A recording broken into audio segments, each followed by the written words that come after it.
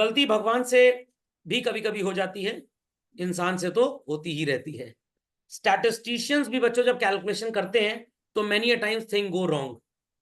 दवाइयां तो बहुत कंपनियों ने बनाई, इंडिया को बेचने की कोशिश भी की, बट मोदी जी ने बोला नहीं, जो सौरभ सर बोलेंगे बस वही दवाई यहां चलेगी। मैंने कहा इनको तो एंट्री ही मत दीजिएगा, 2 कौड़ी की दवाइयां हैं। क्यों? क्योंकि ये जिन देशों में बनी, रशिया में बनी स्पुतनिक, अमेरिका में बनी फाइजर, वहां के लोगों का इम्यूनिटी सिस्टम कुछ और है, हमारे यहाँ कुछ और है। तो वहां की दवाई जरूरी नहीं कि हमारे देश में काम कर जाए, तो भैया अपने देश में दवाई बनवाओ। तो यहाँ पे भारत बायोटेक जैसी कंपनीज ने वो कौन सी दवाई बना दी, कोवैक्सीन, कोविशील्ड, और वो क्या था, कोबडी वाइबर, ऐसी कोई थी ना, वो बच्चों को लगाई गई थी, 8वीं 9वीं 10वीं वालों को, कोई दवाई थी, नाम याद नहीं आ रहा, खैर व्हाट्सओवर इट इज।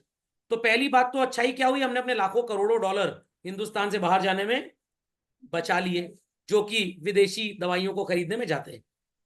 बट यहां पे भी इंडिया में इन 3 के अलावा कम से कम 40 कंपनीज थी जिन्होंने कोविड से लड़ने की दवाइयां बनाई, बट सारी की सारी कंपनीज फेल हो गई। क्यों फेल हो गई? उनका जो सैंपल था वो दिल्ली मुंबई के लोगों तक ही रेस्ट्रिक्टेड था। अगर वो धारावी के लोगों के पास चले जाते, जो प्यास लगने में मग्गे से, मग से, बकेट से नाली का पानी भी उठा के पी लेते हैं, तो इम्यूनिटी ज्यादा पता लगेगी आपको। खोपड़े में बात गई।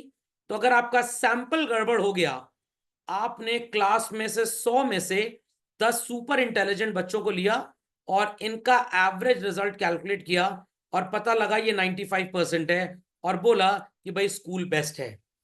बट आप अगर सैंपल 40 बच्चों का लेते तो आपको पता लगता that result is not more than 75%। खोपड़े में बात गई कि नहीं गई? तो अगर आप कम बच्चों का रिजल्ट एनालाइज कर रहे हैं तो आपने अच्छे बच्चों को लिया, बट क्लास के मीडियोकर बच्चों को जब लिया तो रिजल्ट ड्रास्टिकली केम डाउन। तो क्या ये स्टैटिस्टिकल रेगुलरिटी हो गई? Not at all. तो क्यों आपका एरर आ रहा है बच्चों? बिकॉज आपने सैंपल बहुत छोटा ले लिया। नहीं समझे बात को? नहीं समझे बात को? समझ में आ गया?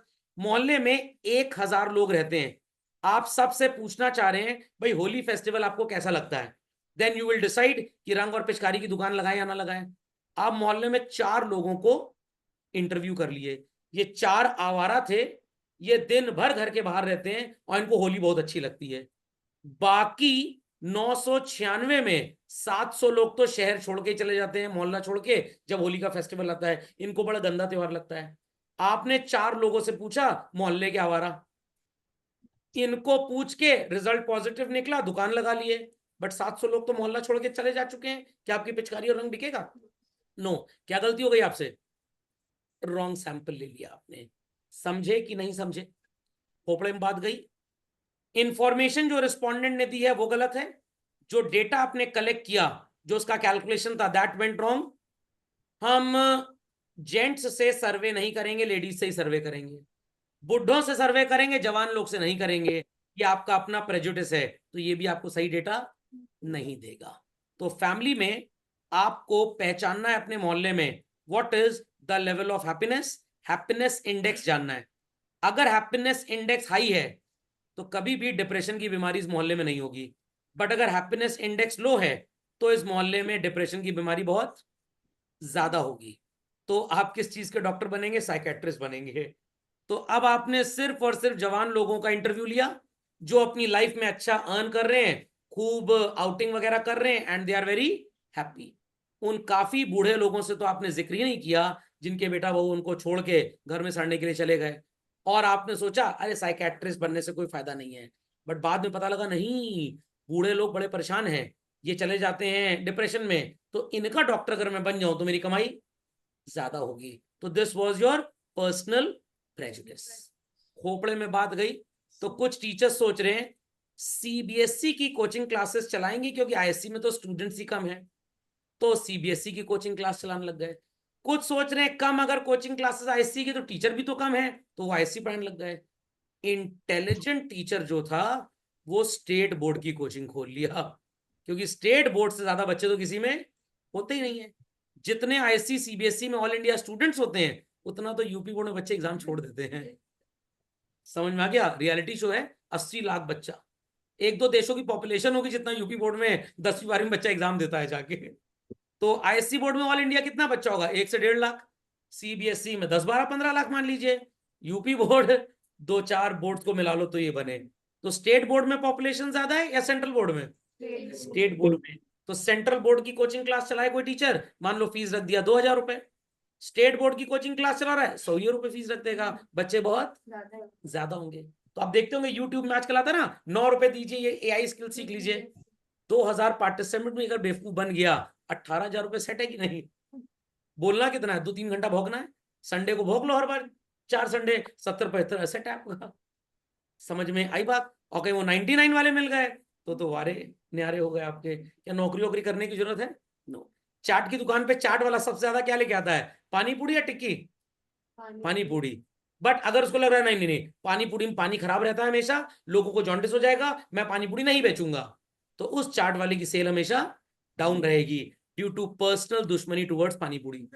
और कुछ आपको स्टॉल आजकल नजर आते हैं वो सिर्फ पानी पूरी ही बेचते हैं और कुछ बेचते हैं। उनका प्रेजुडिस क्या है? कौन टिक्की वगैरह के लिए सिलेंडर तवा लाए, पानी पूरी लोग जल्दी से खा के निकल भी जाएंगे और इसमें प्रॉफिट ज्यादा है। समझ में आ गई बात? Personal prejudice. चलिए, सो स्टैटिस्टिकल एरर्स के सबको रीजंस समझ में आ गए बच्चों? चलिए समझते हैं इनके सोर्सेस, ये कहां से उत्पन्न होते हैं। जब आप डेटा कलेक्ट करते हैं बच्चों, जिस चीज पे आप डेटा कलेक्ट कर रहे हैं वहां से गड़बड़ी।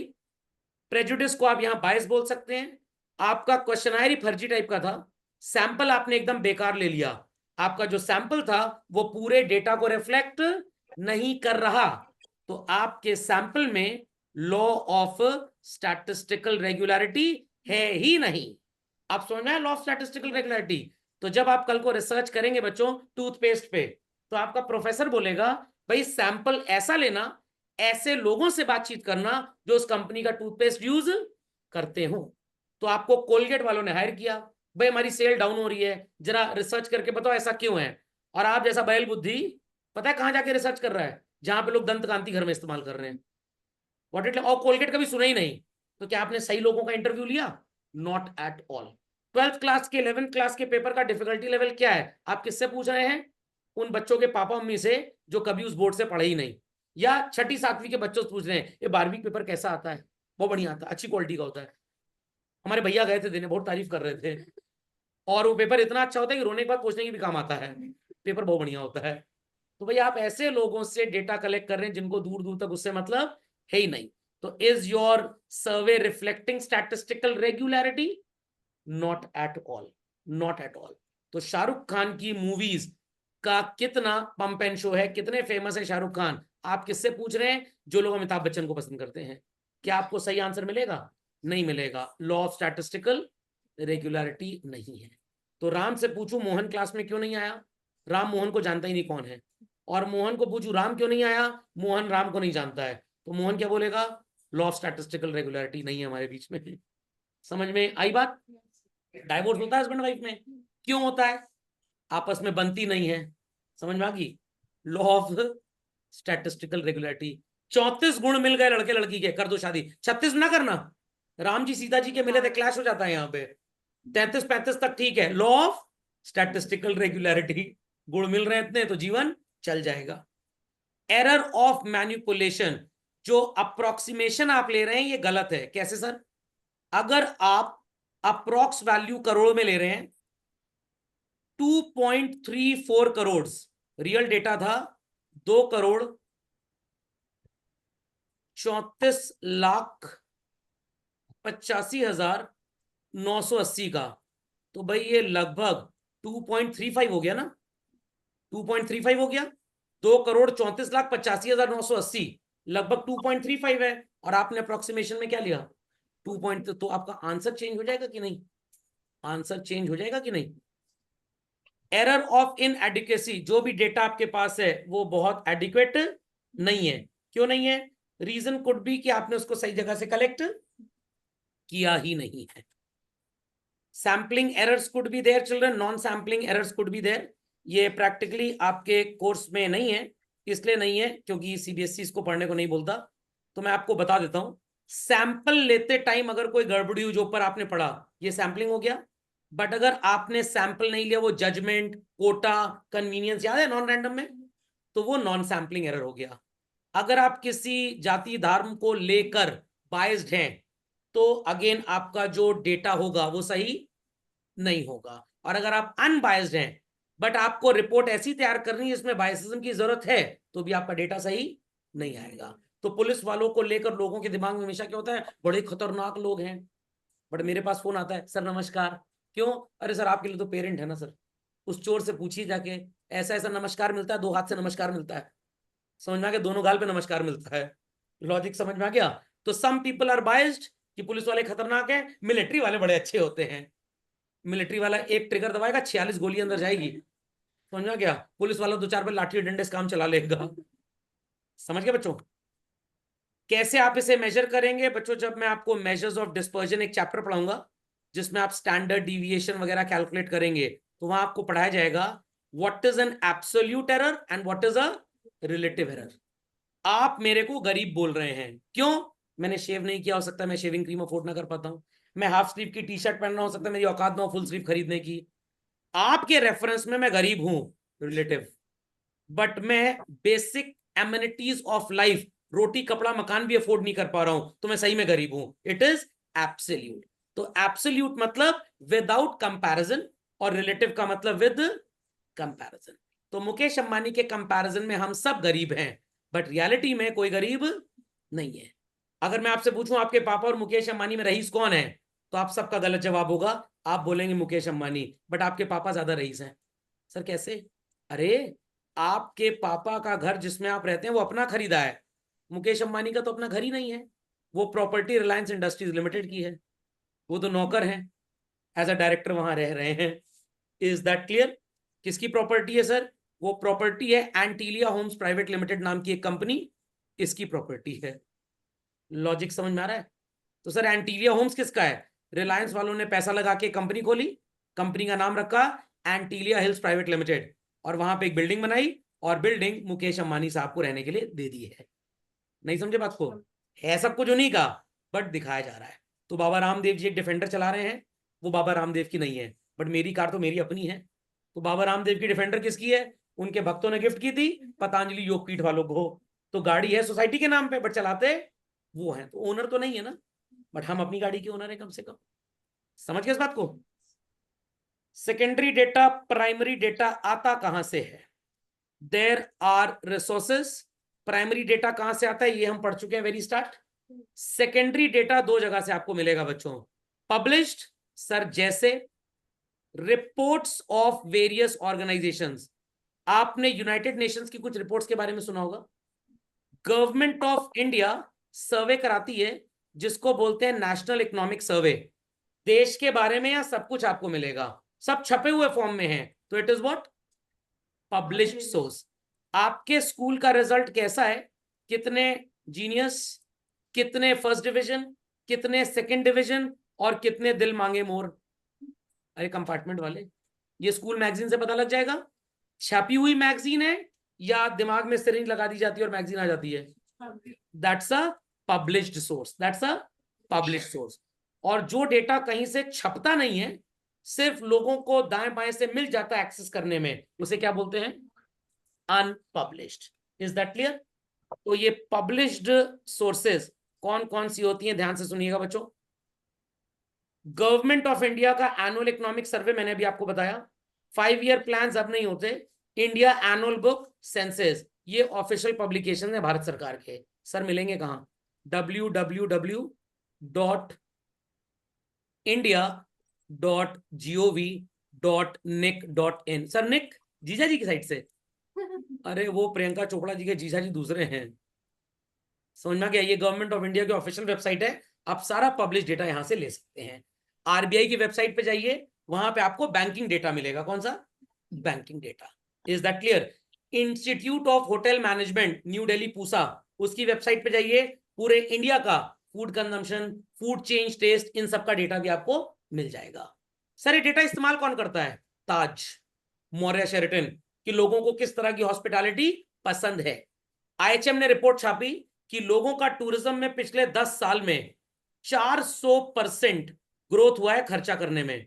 मतलब पीपल आर बिकमिंग मोर आवारा, people are interested in travelling more, तो ताज वालों ने ये सब सोचते हुए, मुगल शेरेटन वालों ने सोचते हुए, मौर्य वालों ने इलाहाबाद में भी एक होटल टेक ओवर कर लिया और कुंभ के लिए नया होटल बना रहे हैं।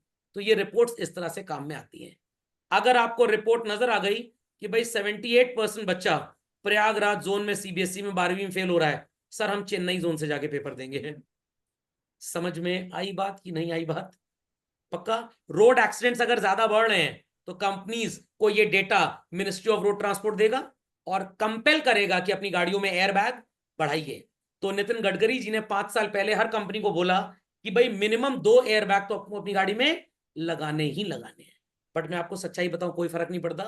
प्रिंसेस डायना का नाम सुना है? Yes, sir. मेरी स्टूडेंट रह चुकी है, होमवर्क भी नहीं करती थी, फीस भी नहीं देती टाइम से। मैंने श्राप दे दिया, गाड़ी लड़बड़ गई, 9 एयरबैग थे, 9 एयरबैग, मर गई। तो नींबू मिर्चा टांग लीजिए, साईं बाबा की फोटो एक लगा लीजिए, एक अल्लाह अकबर लगा लीजिए, 786 जीजू बाबा, जीसस क्राइस्ट, और एक गुरु नानक देव जी। कोई बाल भी बाका नहीं कर पाएगा, ना एयर बैग ना फेयर बैग। समझ में आ गया? सेमी गवर्नमेंट पब्लिकेशन, स्टेट और government enterprises like municipality, birth rate अगर बढ़ रहा है और देश में पॉपुलेशन ज्यादा है तो 1 child policy of China India भी अडॉप्ट कर लेगा। ज्यादा लोग अगर मर रहे हैं तो घाट वगैरह पे चिता जलाने की व्यवस्था और बढ़ाई जाएगी। तो ये डेटा यहां पे काम आता है। समझे बात को?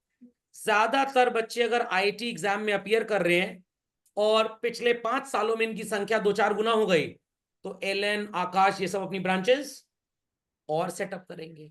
अभी भी नहीं समझ में आ रहा? समझ में आ रहा है? Reports of committees and commissions, ये क्या होती हैं?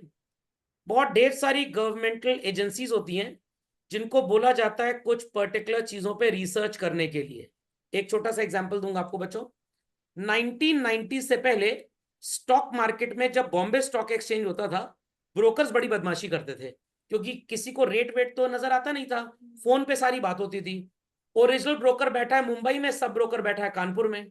आप उसके पास गए और बोले रिलायंस का शेयर लेना है, कितने का है? वहां से रेट सुनाई दिया 15 रुपए, उधर इधर आपको कह रहा है 35 रुपए। आपको तो पता ही नहीं वहां क्या रेट चल रहा है। तो ये सब जब धांधलेबाजी आई तो गवर्नमेंट ऑफ इंडिया ने एक कमीशन बैठाया कि भाई थोड़ी छानबीन करो कि देखो क्या गड़बड़ी हो रही है। तो पता लगा इस तरह की धांधलेबाजी चल रही है। तो गवर्नमेंट ने कहा इन प्रैक्टिसेस को कैंसिल करने के लिए we are resorting to what? Internet trading, जहां पे स्क्रीन होगी, प्राइसेस का डिस्प्ले होगा, ऑल इंडिया जो भी इंसान अपना शेयर बेचेगा जिस भी प्राइस पे, the price is reflected on the screen. Buyer को प्राइस नजर आएगा तो सेलर चीट नहीं कर पाएगा। तो अगर ये इंक्वायरी बैठती ना कभी, ये रिपोर्ट कभी बनती ना, तो आज भी आप रिलायंस का 2,950 रुपए का शेयर शायद 8,000 में खरीद रहे होते, क्योंकि आपको पता ही नहीं कि उसका प्राइस क्या है। Are people understanding this? तो जैसे एक नरसिम्हा कमेटी रिपोर्ट थी, पे कमीशन रिपोर्ट के बारे में आपको बताऊंगा। हर 10 साल में इंडिया में एम्प्लॉयज की सैलरीज का अपग्रेडेशन होता है। कितना % अपग्रेड किया जाए वो इस तरह की पे कमीशन रिपोर्ट के डेटा से पता लगता है कि अब पिछले 10 साल में महंगाई कितनी बढ़ी। अगर महंगाई 15% बढ़ी है तो भैया सैलरी को 15% बढ़ाओ। हर साल का भी रिव्यू होता है, हर साल अगर 3-4% महंगाई बढ़ रही है तो हर साल एम्प्लॉयर्स अपने एम्प्लॉय की सैलरी बढ़ाएंगे, नहीं तो बेचारे इन्फ्लेशन का शिकार हो जाएंगे और एक दिन जमुना जी के पुल से कूद जाएंगे। पता लगा पानी ज्यादा था, भीग गए तो जुकाम कम था तो हड्डी पसली टूट गई, और मर गए तो कोई टेंशन ही नहीं। IITs are their children, Indian Council of Agriculture Research, soil testing report. कहां की सॉइल किस तरह की खेती के लिए मोस्ट सुटेबल है, ये अपनी रिपोर्ट में लिखेंगे।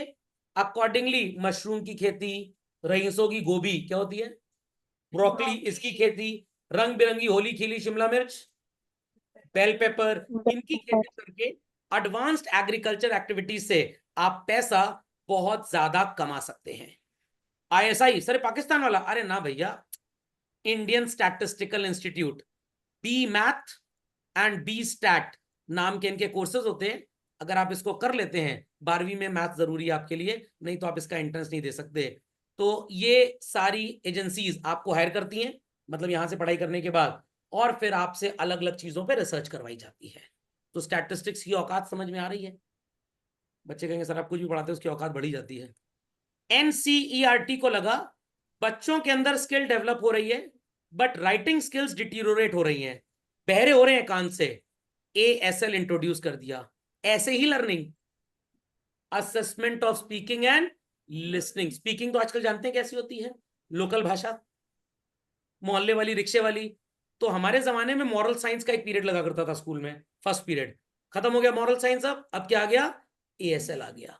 क्यों 20 मार्क्स का NEP के अकॉर्डिंगली MCQs पेपर में आने लग गए, कि बच्चों का अंडरस्टैंडिंग लेवल और बढ़ जाए। वहां पैसे चलता है ABCD, नकल का फॉर्मूला। ओके, समझ में आ गई बच्चों। इंटरनेशनल पब्लिकेशंस में भी रिपोर्ट्स हैं। WHO, फुल फॉर्म पता है इसका? हाँ sir, world humorous organization. Covid में इनको ऐसा ही बोलते थे।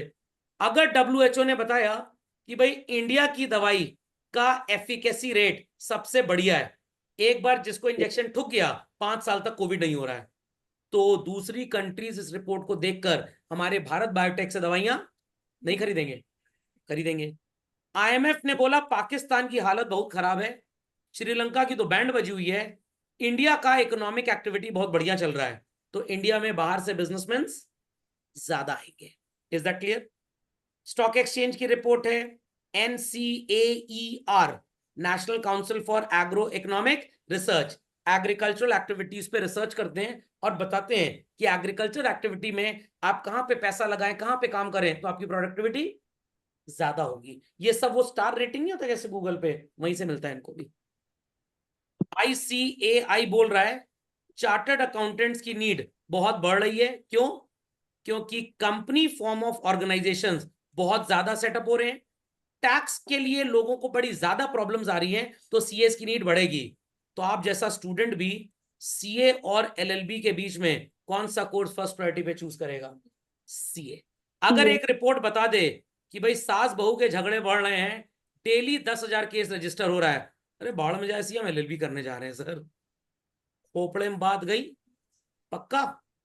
न्यूज़पेपर और मैगजीन तो लोग पढ़ते ही होंगे, economic times, financial express, outlook money, business today, यहां पे भी आपको डेटा रिपोर्ट दी जाती है, कौन सा सेक्टर कितना फेयरअप कर रहा है। अगर आपको अलग पांडे जी का डेटा पता हो, 3500 करोड़ का एक साल का टर्नओवर था उनका, तो आप भी कहेंगे ये धंधा ठीक है, हम भी कोचिंग पढ़ाना चालू कर देते हैं। चले आगे भाई। अनपब्लिश्ड, ये टोटल फर्जी टाइप का होता है, ये कोई ऑफिशियल नहीं है, it is totally unofficial. What are its limitation? Simple है, कोई प्रोसीजर अडॉप्टेड नहीं है, people have their own prejudice and bias, standard of accuracy गया तेल लेने, एंड मेनी अ टाइम्स पूरा इन्वेस्टिगेशन भी कायदे से नहीं हो पाता। पॉइंट्स को झटपट नोट कर लीजिए। वैसे आपकी बुक में होगा शायद, ये नहीं है ना? चलिए, तो हमारा आखिरी टॉपिक, क्या प्रिकॉशंस आपको लेने पड़ेंगे जब आप सेकेंडरी डेटा कलेक्ट करते हैं। I hope so I am not very fast, समझ में आ रही चीजें पक्का ना? Yes sir. The data should be reliable और नॉन रिलायबल? रिलायबल। रिलायबल। किस पर्पस के लिए डेटा आप कलेक्ट कर रहे हैं बच्चों? किस डेटा की हम बात कर रहे हैं, प्राइमरी या सेकेंडरी? सेकेंडरी। सेकेंडरी। आपको क्राइम रेट पे डेटा कलेक्ट करना है। किस पे बच्चों? Crime rate. तो अगर मोहल्ले में लोगों का इंटरव्यू लें, वो प्राइमरी हो गया। पुलिस स्टेशन इज गुड, और so called national crime records की वेबसाइट इज गुड। हाँ, पुलिस स्टेशन वाले तो हो सकता है कुछ FIR रजिस्टर ना भी करें, बट नेशनल क्राइम रिकॉर्ड्स जो वेबसाइट है वो लगभग आपको सारा डेटा दे देगी। आप क्राइम रेट के बारे में सिर्फ इसलिए जानना चाहते हैं, ज्यादा होगा तो हम घर से शाम को नहीं निकलेंगे, या निकलेंगे क्राइम करने के लिए। तो ध्यान दीजिएगा, criminals are interested in knowing कि क्राइम रेट क्या है, ज्यादा होगा, किस समय पे ज्यादा क्राइम है, वो उस समय एक्टिव हो जाएंगे। आप उसी डेटा को यूज करेंगे जिस समय क्राइम ज्यादा है, उस समय घर से कम निकलना है। आर पीपल अंडरस्टैंडिंग और नॉट, कि किस पर्सन का पर्पस क्या है। तो अगर टीचर ये जानना चाहे कितने बच्चे फेल हो रहे हैं, तो पर्पस इज कि कैसे पढ़ाई की जाए कि बच्चे फेल ना हो। Is that clear? Book seller क्यों ये जानना चाह रहा है कितने % बच्चे फेल हो रहे हैं, ताकि किताब अगले साल फिर से बिक जाए। तो दोनों का पर्पस अलग अलग हो गया। सेंसस भी यूज कर सकते हैं आप, सैंपलिंग यूज कर सकते हैं। अगर बहुत बड़ा एरिया ऑफ ऑपरेशन है, you will go for what children? Sampling. पूरे पाकिस्तान पे तो हम अटैक नहीं कर सकते, कुछ 2-4 सीनियर लीडर्स को टपका दो, औकात में आ जाएंगे अपनी। What Indian defence is doing? Sampling. But Balakot की जो एयर स्ट्राइक हुई थी सबको निपटा के आए थे। क्या किए थे? सेंसस किए थे। आपने देखा होगा विक्की कौशल से वो लोग कह रहे थे चलो चलो वापस चलो, क्या नहीं ये इरफान को तो जरूर मारूंगा मैं, क्या करने चला गया था वो? सेंसस। कुछ लोग खाना खाते हैं थोड़ा सा छोड़ देते हैं, सैम्पलिंग। कुछ तो ये कटोरी उठाते हैं चाट जाते हैं पूरा। What they did? Census. Census. Logic समझ में आया भाई? पक्का? चलिए, यस सर। तो सेंसस ऑफ इंडिया का कॉम्पोजिशन विल बी डूइंग, थोड़ा सा ही तो है शायद। हाँ बस बस बस खत्म करके निपटा दे इसको, फिर अगले लेक्चर पे नया टॉपिक। समझ गया पुराना?